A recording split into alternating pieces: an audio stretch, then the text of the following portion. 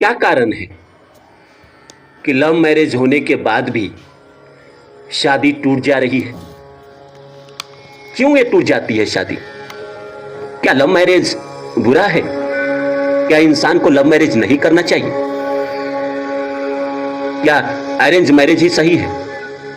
और क्यों टूट जाती है शादी, जबकि शादी से पहले हम 7 साल रिलेशनशिप में रहे थे, एक दूसरे को अच्छी तरह जानते थे और ये भी जानते थे कि वो मेरे बगैर जी नहीं पाएगी। वो भी इस बात को जानती थी कि मैं उसके बगैर जी नहीं पाऊंगा, फिर भी हमारी शादी टूट गई। अरेंज मैरिज ज्यादा लंबे समय तक टिक रही है, लव मैरिज जल्दी टूट जा रही है। क्या अरेंज मैरिज ही इंसान को कर लेना चाहिए? मन में कई तरह के सवाल आते हैं। जब इतना लंबा समय इंसान एक दूसरे के साथ रहा और शादी के 3-4 साल बाद ही शादी टूट गई। आज वो कहती है कि नहीं, मैं तुम्हारे पास नहीं आऊंगी। मुझे समझ उस समय नहीं थी, आज मुझे समझ आ गई है। अब मुझे तुम्हारे साथ जिंदगी नहीं बितानी है। हाँ, मैं इस बात को भी मानने को तैयार हूं कि हम दोनों कोर्ट में केस लड़ते रहेंगे, चाहे 10 साल लगे, 20 साल लगे, हम अब साथ नहीं रहेंगे। जबकि पहली बार मिली थी तो उसी ने कहा था कि जिंदगी भर मैं तुम्हारा साथ दूंगी, हर जन्म में मैं तुम्हारे साथ रहूंगी। हम लोग 7 साल लंबे समय तक एक साथ रहे। कितना सेक्रीफाइस किया उसने मेरे लिए, परिवार से लड़ाई, करियर से लड़ाई, सब कुछ छोड़ने के बाद वो मेरी जिंदगी में आई। उसके बाद भी शादी टूट गई, एक छोटी सी बात को लेके, बिना मतलब का कोई बात जिसका कोई वजूद नहीं। और शादी टूटने के बाद वो सारी बातें जो नहीं कहनी चाहिए वो भी लोग कहते हैं। ऐसे ऐसे बात कह देते हैं जिसका कोई वजूद ही नहीं, और वो बात दिल को ऐसे टिस मारता है कि सहा नहीं जाता। लगता है क्या ये वही इंसान था जो मेरे साथ कभी रिलेशनशिप में रहा करता था, मेरे साथ कभी रहती थी, मुझे कभी सपना दिखाती थी। कॉन्फिडेंस की कमी थी, मैंने उसके अंदर कॉन्फिडेंस भरा। वही इंसान शादी के बाद तरह तरह का इल्जाम लगा रहा है कि तुम्हारे परिवार वाले अच्छे नहीं है, तुम्हारी बात करने की शैली अच्छी नहीं है, गाली देना, गाली ग्लॉज करना, परिवार के सारे लोगों को गाली देना, माता पिता, भाई बहन, सबको। जबकि शादी के पहले तो वो एक शब्द अपने मुख से गाली नहीं निकालता था, गाली नहीं निकालती थी। हम अलग जरूर हो गए हैं आज, लेकिन कारण समझने की आज भी कोशिश करते हैं। क्यों हुआ है? लोग क्यों एक दूसरे से अलग हो रहे हैं लव मैरिज करने के बाद भी? क्या आकर्षण खत्म हो जाता है? तो आइए इस विषय पे बात करते हैं और बताते हैं आपको कि लव मैरिज भी क्यों टूट जाती है। क्या शादी टूटना भी पहले से तय था? तो आइए शुरू करते हैं। और शुरू करने से पहले आप सभी से आग्रह है कि मैं आप सभी से ये कहूंगा कि आप मेरे चैनल को सब्सक्राइब कर दें और जितना हो सके शेयर करें। तो आइए शुरू करते हैं। देखिए, प्रारब्ध अपना रोल तो हर जगह निभाता ही है और बाकी काम वक्त करता है। समय, किसी भी चीज का जब समय पूरा हो जाता है और उसका जाने का समय आता है तो बहुत परेशानी आता है। आप ही जब इस दुनिया से जा रहे होते हैं तो आपको बहुत सारी चीजें परेशान करती है। आपको बुढ़ापा परेशान करती है, आपको शारीरिक रोग परेशान करता है, आपको सुनाई कम देने लगता है, आपको दिखाई कम देने लगता है, आपका शरीर अच्छे से काम नहीं करता है, आप उठकर बाथरूम तक नहीं जा पाते हैं। इतनी सारी परेशानी जाते समय होता है। वही घटना रियल लाइफ में भी रिश्तों में है, चाहे हर जगह कहे तो हर जगह है। इंसान के पास ये मुसीबत क्यों आती है? क्यों लव मैरिज होने के बाद भी शादी टूट जाती है? और ऐसा नहीं है कि सिर्फ लव मैरिज ही टूटती है, अरेंज मैरिज भी टूट रही है। अरेंज मैरिज होने के बाद भी 1 साल 2 साल बाद शादियां टूट रही है। और आज के जमाने में ज्यादातर लोगों की शादी टूट रही है। तो क्या पहले के जमाने के लोगों के प्रारब्ध सही थे और आज के जमाने के लोगों का प्रारब्ध बुरा हो गया? क्या है इसका मोल? देखिए, मैंने आपको बताया था अपने वीडियो में प्रारब्ध का क्या मोल होता है हमारी जिंदगी में, और उसको ये जो ग्रह नक्षत्र होते हैं वो समय के रूप में हमारी जिंदगी में लेकर आते हैं। जिन लोगों के साथ भी परेशानी चल रही है, अगर वो अपने कुंडली का विश्लेषण किसी से भी कराए तो उनको पता चलेगा कि या तो उनकी 7.5 चल रही है, ढैया चल रही है, या राशि से शनि पंचमस्थ चल रहे हैं, या राहु की महादशा चल रही है, या 8वें घर की दशा चल रही है। यही वो लोग हैं जिनकी शादी टूट रही है, जिनको जीवन में परेशानी आ रही है, जिनको दुख आ रही है। आखिर ये कुंडली बनती कैसे है?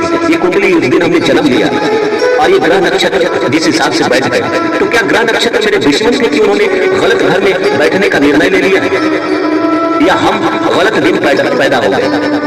कुछ ना कुछ रहा होगा, कभी इतनी ट्रेजेडी हमारे जीवन में आई। बहुत लोग हैं दुनिया में जिनकी शादियां बहुत अच्छी चल रही है, पत्नी अच्छी है, लव मैरिज है, अरेंज मैरिज है, तभी बहुत कमाल की चल रही है। वो दोनों हस्बैंड वाइफ संडे को, सैटरडे संडे को बाहर घूमने जाते हैं, सिनेमा देखने जाते हैं, बच्चे भी साथ जाते हैं, और उनका प्यार खत्म ही नहीं होता। 20 साल हो गए शादी को, दोनों ऐसे रहते हैं जैसे मानो कि क्या बताऊं, किसका एग्जाम्पल है।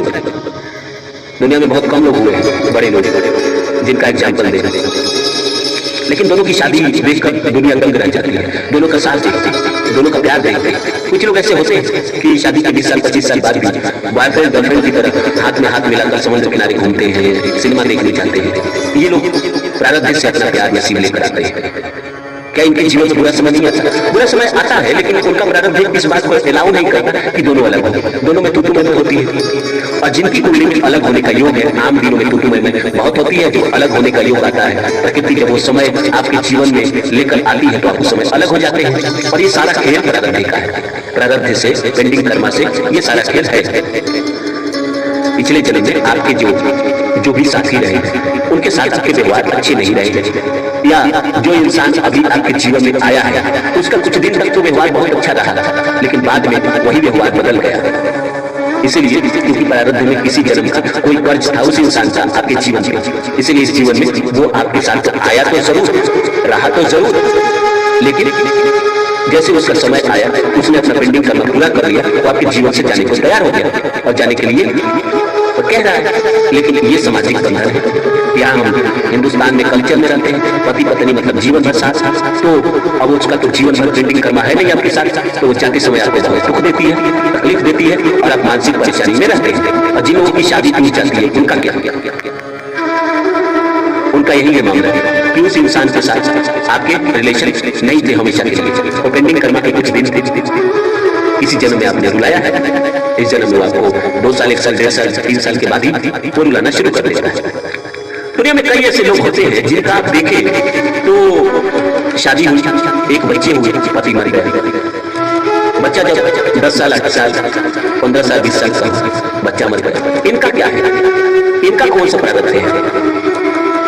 इनका जीवन जो ऐसे देख के लगता है कि नरक के समान है, भगवान ने इतना अत्याचार किया इनके ऊपर, ये कौन सा प्रारब्ध है? और एक इतना बुरा प्रारब्ध है कि आदमी को जीने के लिए एक एक पल घुट घुट के जीना पड़ता है।